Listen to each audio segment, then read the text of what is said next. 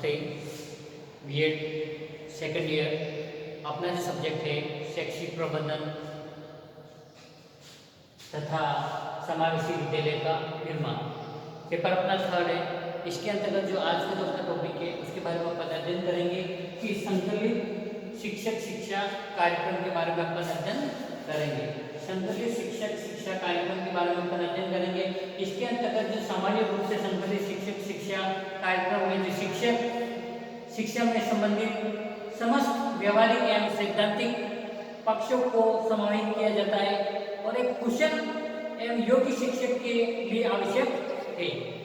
इसी के अंतर्गत जो बताया गया है, परिभाषा दी गई है प्रोएस के दुबे के अनुसार, बताया गया है कि संकलित शिक्षा शिक्षक शिक्षा कार्यक्रम आधारभूत कार्यक्रम विषय वस्तु एवं प्रायोगिक कार्यों का वह समन्वित रूप है जो शिक्षक को समाज, राष्ट्र एवं छात्रों की आकांक्षा के अनुरूप प्रशिक्षित करता है।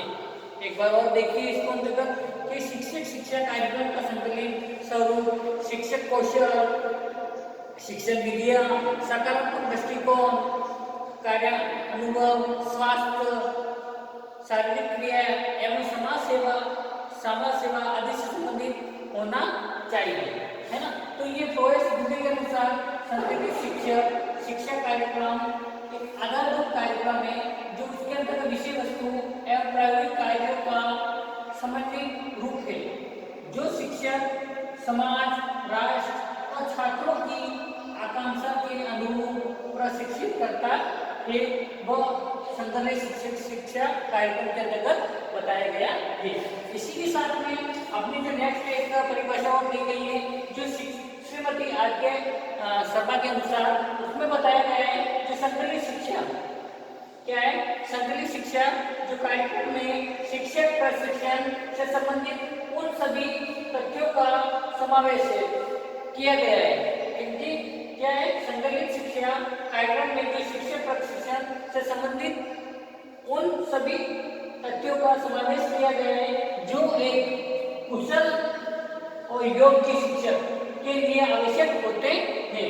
ये संकलित शिक्षा जो कार्यक्रम है उसके बारे में बताया गया है ना। तो ये समाज एवं राष्ट्र जिस प्रकार की अपेक्षा अपने भावी नागरिकों से करता है, उसी क्रम में शिक्षकों का विकास भी अनिवार्य रूप से करना होगा और शिक्षक की जो वो प्रजापति है जो विभिन्न आकृति, रूप एवं गुणों से युक्त छात्र रूपी मात्र तैयार करता है।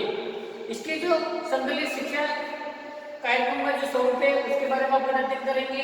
इसमें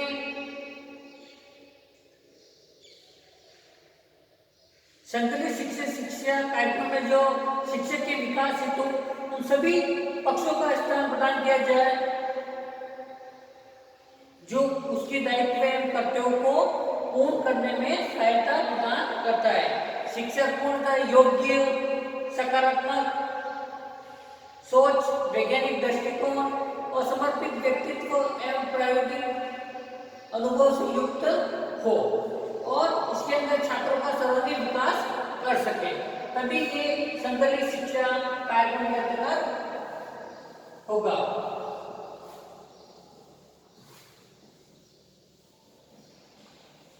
फिर इसी के साथ में जो इसके संकलित शिक्षा कार्यक्रम में जो निम्नलिखित 3 भागों में विभाजित किया गया है उसके बारे में अपन देख लेंगे। एक तो डायग्राम देख लीजिए इसके अंतर्गत।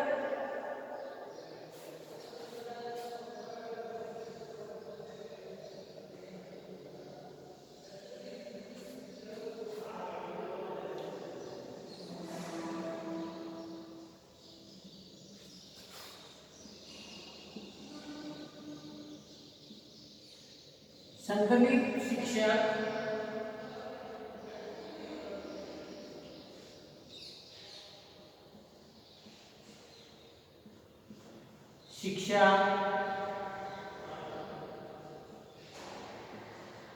कार्यक्रम, ठीक है। संकलित शिक्षा कार्यक्रम इसके अंतर्गत बताया गया है कि इसके महत्वपूर्ण 3 भाग है।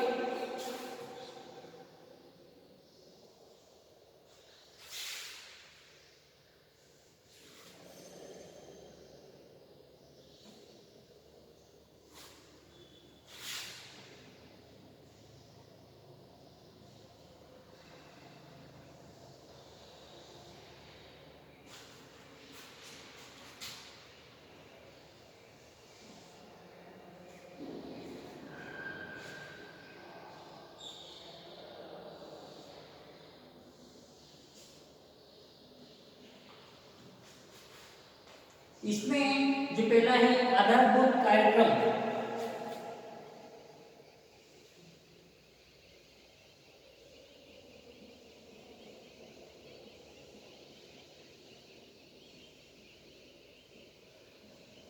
आधारभूत कार्यक्रम, फिर इसी के साथ में बताया गया है कि विषय वस्तु कार्यक्रम।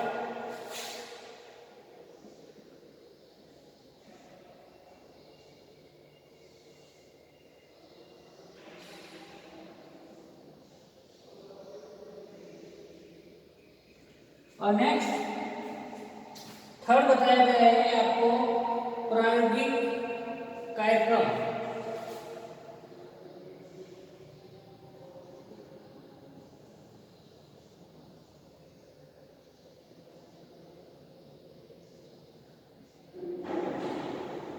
ठीक है, संकलित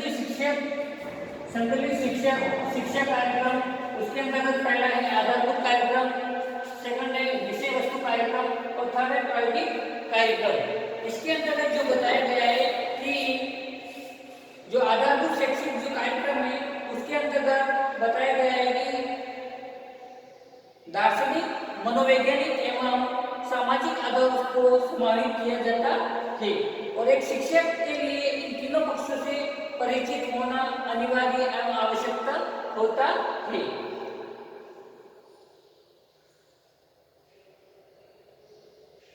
और शिक्षक को आधारभूत कार्यक्रम का पूर्ण ज्ञान होना चाहिए और इसके जो आधारभूत कार्यक्रम के अंतर्गत वापिस 3 भाग बताए गए हैं, वो आप देख लीजिए। इसके अंतर्गत इसमें जो पहला है सामाजिक आधार,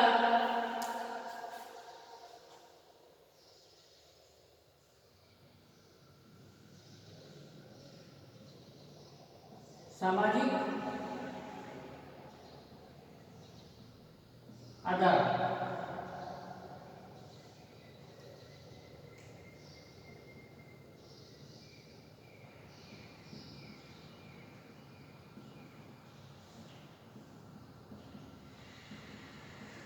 सामाजिक आधार, फिर सेकंड है इसमें दार्शनिक आधार,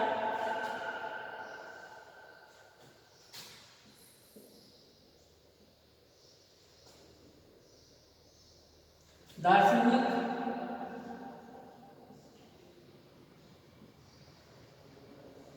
और इसी के साथ में थर्ड है आपका मनोवैज्ञानिक आधार।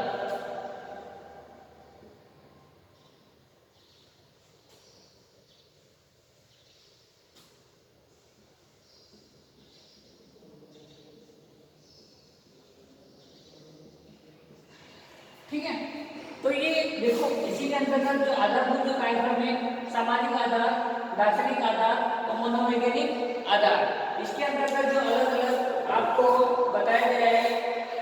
ठीक है, शिक्षा के जो दार्शनिक आधार है उसको एक दूसरे से पृथक नहीं किया जा सकता है और इसी के साथ में जो समाज के मूल्य और परंपराओं का ज्ञान भी भावी शिक्षा को प्रदान करना चाहिए। और मनोवैज्ञानिक आधार के अंतर्गत जो छात्र का जो सर्वांगीण विकास नहीं कर सकता, प्रभावी शिक्षण के लिए भी शिक्षक को मनोवैज्ञानिक ज्ञान का रखना चाहिए। फिर इसी के साथ में अपना जो आता है विषय वस्तु कार्यक्रम, इसके अंतर्गत जो संकलित जो शिक्षा कार्यक्रम के जो द्वितीय भाग में विषय वस्तु की रूपरेखा प्रस्तुत की गई है। इसी के अंतर्गत जो बताया गया है कि अधिगम के जो सिद्धांत, अधिगम के जो नियम, अधिगम के हस्तांतरण आदि इन सब भाग का भी विस्तृत अध्ययन किया गया है। और इसमें जो बताया गया है कि पहला है इसके अंतर्गत विषय वस्तु के शिक्षण उद्देश्य,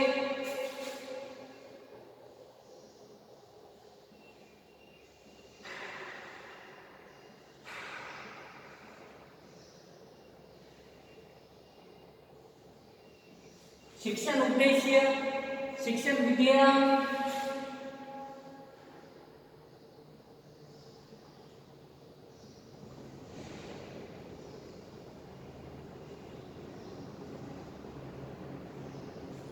शिक्षण विधियां, फिर कक्षा कक्ष प्रबंधन,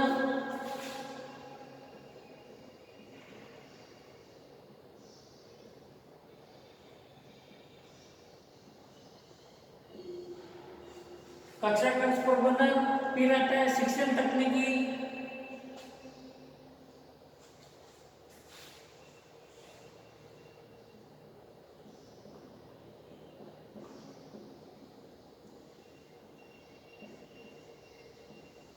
शिक्षण तकनीकी, फिर आता है लास्ट अपना निर्देश।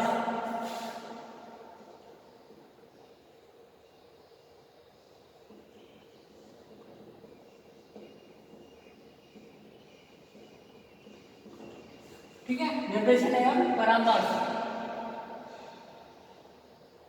शिक्षण के उद्देश्य जो इसके अंतर्गत बताए गए हैं, जो उद्देश्यों का निर्धारण करना एक शिक्षक के लिए परम आवश्यक है। इसी के साथ में जो शिक्षण विधियां होती है उसके अंतर्गत इसका ज्ञान छात्र अध्यापक को कराया जाता है। और कक्षा का विषय प्रबंधन के अंतर्गत बताया गया है कि शिक्षण का जो अंतर क्रिया चरण, शिक्षण का जो उत्तर क्रिया चरण, तो शिक्षण क्रियाओं का महत्व एवं शिक्षण अधिगम आदि तथ्यों का ज्ञान छात्र अध्यापक को प्रदान किया जाता है। और फिर शिक्षण जो तकनीकी आती है उसके अंतर्गत जो बताया गया है, जो व्यवहारिक तकनीकी, अनुदेशिक तकनीकी, शिक्षण तकनीकी, अनुदेशन, प्रारूप, हार्डवेयर, सॉफ्टवेयर की अवधारणा एवं दृश्य साधनों की सर्व सामग्री के प्रयोगों का सैद्धांतिक ज्ञान प्रदान किया जाता है शिक्षण तकनीक के अंतर्गत। फिर आता है निर्देशन एवं परामर्श। उसमें जो बताया गया है कि इसमें जो निर्देशन में अंतर, निर्देशन की जो विधियां, निर्देशन की जो सिद्धांत, परामर्श का अर्थ, परामर्श के निर्देशन विधियों का ज्ञान प्रदान किया जाता है। फिर अपना जो लास्ट आता है उसी के अंतर्गत जो प्रायोगिक कार्य, थर्ड जो आता है प्रायोगिक कार्य, इसके अंतर्गत जो संकलित शिक्षक शिक्षा कार्यक्रम के जो तृतीय भाग में प्रायोगिक कार्य आता है उसके अंदर जो बताया गया है कि प्राथमिक स्तर, उच्च प्राथमिक स्तर एवं माध्यमिक स्तर के शिक्षक का कार्य प्रयोग के अभाव में नहीं चल सकता, अतः आवश्यक है कि शिक्षक को प्रायोगिक कार्य करने का प्रशिक्षण अनिवार्य रूप प्रदान करना चाहिए, है ना, अनिवार्य रूप से प्रदान किया करना चाहिए प्रायोगिक कार्यक्रम। इसके अंतर्गत जो पहला आता है शिक्षण का अभ्यास, शिक्षण का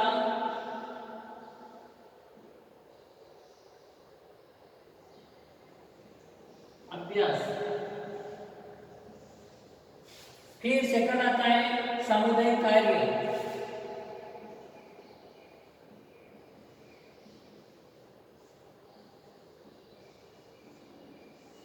फिर इसी के अंतर्गत थर्ड आता है विद्यालय संबंधी,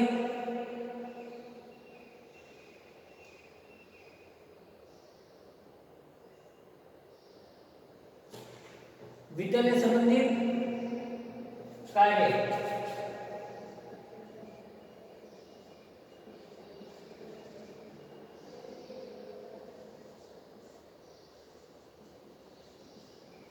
ठीक है, ये इसके अंतर्गत जो बताया गया है। ठीक है, फिर इसी के जो शिक्षण जो अभ्यास, शिक्षण का जो अभ्यास है उसके अंतर्गत शिक्षक का जो शिक्षक जो शिक्षा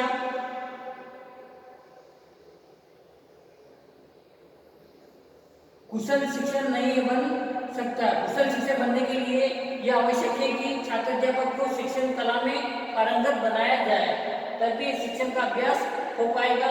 सामुदायिक जो कार्य है उसके अंदर जो बताया गया है, समाज की सोच को परिमार्जित एवं सकारात्मक बनने की शिक्षक की ही अपनी महत्वपूर्ण भूमिका का निर्वाह करता है।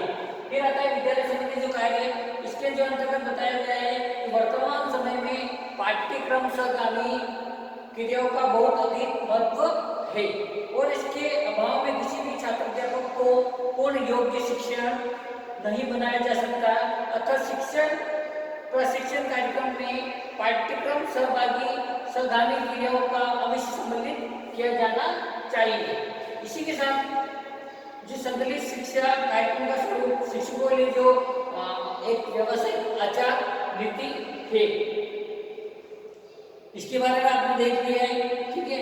इसको एक बार और आप अच्छे से देख लेना। व्यवसायिक प्रशिक्षण विषय का पूर्ण ज्ञाता होना चाहिए, व्यवसाय के प्रति निष्ठा होनी चाहिए और प्रयोगात्मक दृष्टिकोण होना चाहिए, पाठ्य सहगामी क्रियाओं में रुचि होनी चाहिए और शिक्षा के जो उद्देश्य के प्रति जागरूक रहना चाहिए।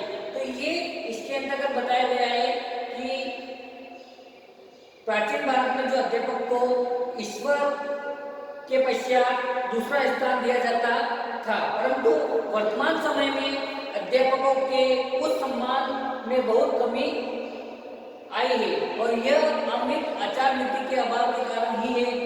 इसी को ध्यान में रखते हुए शिक्षकों के लिए व्यवसायिक आचार नीति लागू की गई है और इस आचार नीति के माध्यम से शिक्षक अपने व्यवसायिक या शिक्षण को कुशलतापूर्वक संपन्न करता सकता है ना। तो उसी के अंदर जो व्यवसायिक जो प्रशिक्षण विषय का ज्ञाता होना चाहिए, व्यवसाय के प्रति निष्ठा होनी चाहिए, प्रयोग में दृष्टिकोण होना चाहिए, पाठ्य सहगामी क्रियाओं में रुचि होनी चाहिए और शिक्षा के उद्देश्य के प्रति जागरूक होना चाहिए। तो ये संकलित शिक्षा का जो कार्यक्रम है उसके बारे में आपने अध्ययन किया है। आज के लिए इतना ही काफी है। कक्षा को व्यवस्थित बनाने के लिए और ध्यान से सुनने के लिए आपका बहुत बहुत धन्यवाद।